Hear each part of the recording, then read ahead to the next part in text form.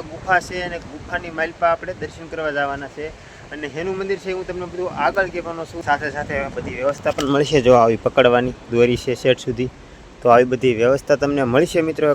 જો આ મહાદેવની શિવલિંગ જો મસ્ત મજાનું છે અને એક દિવસની માલપા 2 વાર મહાદેવ સ્નાન કરતી હોય. જય માતાજી, હર હર મહાદેવ.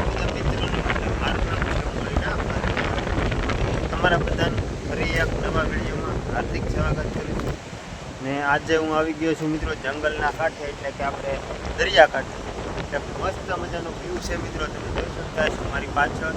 તો હું આવ્યો છું આજે, અને આજે એવા મંદિરની હું તમને મુલાકાત કરીશ કે તમે ભવિષ્યમાં પણ વિચાર્યું નહીં અને એ મંદિરે તમે કદી આવ્યા નહીં. તો મંદિરની આપણે મિત્રો વાત કરવાની છે, તમને દર્શન કરાવવાના છે. અને તમે પહેલાં તો વ્યૂ તમને બતાવી દઉં ને એટલે તમને એમ થાય કે નહીં હા વાહ, બાકી કંઈ ઘટે. વ્યૂ જુઓ, ખાલી વ્યૂ જુઓ. તો આવું ફરતું લોકેશન છે મિત્રો. ને આપણે ટ્રાવેલ વેલોગ કરીએ છીએ, 2-3 ટ્રાવેલ વેલોગ કર્યા છે અને આપણે કન્ટિન્યુ કરશું. અને ચેનલમાં તમે જો નવા આવ્યા હોય તો લાઈક કરજો, શેર કરજો અને સબસ્ક્રાઈબ કરવાનું ના ભૂલતા, એટલે તમને આપણી ચેનલમાંથી ટ્રાવેલ વેલોગ જોવા મળશે. ને મંદિર એવું છે મિત્રો કે એની માલપા ગુફા છે અને ગુફાની માલપા આપણે દર્શન કરવા જવાના છે.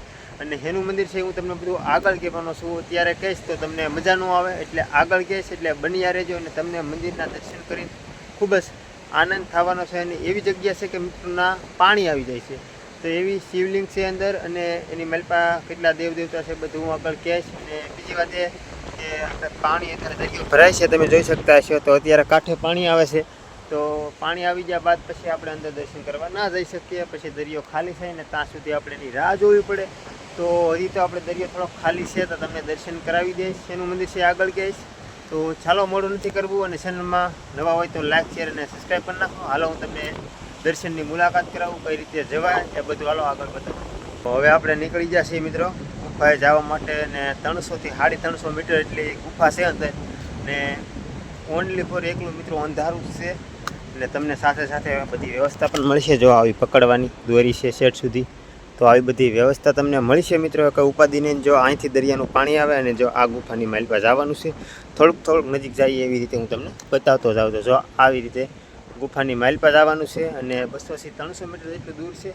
એટલે મેન એક ખાસ મિત્રો નોંધ લેજો, કોઈ બહારના વ્યક્તિ આવતા હોય ને તો આ નોંધ લેવી જરૂરી છે. કેમ કે દરિયાનું પાણી આવી જતું હોય તો મુશ્કેલ પડે, જઈ ના શકો. એટલે આ નોંધ ખાસ લેજો અને તમારા મિત્રોને શેર કરજો, એટલે કોઈ આવે તો કોઈ મિત્રોને તકલીફ ના પડે એના માટે. તો ચાલો આપણે કન્ટિન્યુ 200 થી 250 મીટર કાપવાનું છે ગુફાની માલપા અંધારામાં. તો એ ચાલો હું તમને બતાવતો જાઉં અને દર્શન કરાવું.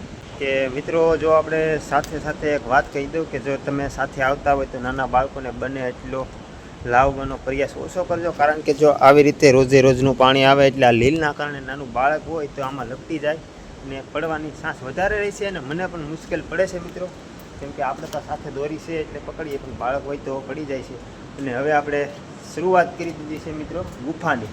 તો 200 થી 300 મીટર જેટલું ગુફા અંદર દૂર છે અને ભયાનક જગ્યા છે, ખતરનાક અંધારા જેટલી. અને એકલા આવો તો કોઈ માણસ હોય તો ડરી પણ જાય છે, પણ આપણે એવું કાંઈ નથી. આપણે તો જઈશું અને કયા ગામમાં આવેલું છે એ બધું હું તમને આગળ બતાવીશ. તો બન્યા રહેજો. અને બહુ મસ્ત લોકેશન છે, અવશ્ય એકવાર આ મંદિરે મુલાકાત કરજો. શેનું મંદિર છે આ બધું આપણે આગળ જાણીએ. તો જો આ ટાઈપનું છે મિત્રો ગુફા. આવી કેટલી તકે 300 થી 250 મીટર જેટલું અંદર જવું પડશે. થોડુંક અઘરું તો છે મિત્રો, પણ તોય જવું જોઈશે. તો ચાલો કન્ટિન્યુ બન્યા રહેજો. તો હાલો મિત્રો, સેટ સુધી તમને જો આવી વ્યવસ્થા મળશે, એટલે કોઈ પાણી આવી જાય તો તમે ના જઈ શકો. અને કાલ હું આવ્યો હતો મિત્રો, પણ મારાથી ના જવાનું, કારણ કે પાણી આવી જાય પછી આ મંદિરે જવાની કોઈ વ્યવસ્થા ગોઠવેલી જ નથી. તો ચાલો આપણે દર્શન કરી લઈએ. તો મિત્રો જો આપણે અંધારી ગુફા 200 થી 250 મીટર, અહીંયા તમને કોઈ અરા કે પરા કાંઈ અવાજ ન આવે અને શાંત અવાજ છે. અને આમાં અમુક લોકો ડરી પણ જાય છે. અને મંદિર છે મિત્રો મહાદેવનું, એ પણ ગુફાની માલપા. અને નાની એવી મસ્ત શિવલિંગ છે, ચાલો દર્શન કરાવું. જો આ મહાદેવની શિવલિંગ જો મસ્ત મજાનું છે. અને એક દિવસની માલપા 2 વાર મહાદેવ સ્નાન કરતી હોય તો આ ફર્સ્ટ ગુફા છે. અને બહુ થોડુંક આવવામાં તકલીફ પણ મિત્રો ક્યારેક પડે, વરસાદ ને એવું હોય ને તો થોડીક પડે, અને પાણી તો મિત્રોમાં રોજ તમે જોઈ શકતા હશો, જો ટીપા પડતા જ હોય છે. અને બીજી વાત એ કે તમે અહીંયા દર્શન કરવા આવો ને તો ઊભા ઊભા નહીં ચાલી શકો, જો તમારે અહીંયા છે ને વાંકા વાંકા જેવું હાલવું પડે.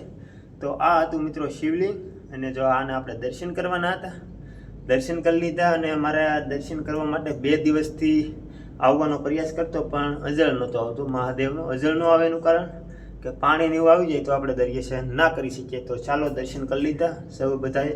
તો ચાલો આપણે મિત્રો હવે નીકળીએ, આગળ જવાનો પ્રયાસ કરીએ, તો બન્યા રહેજો.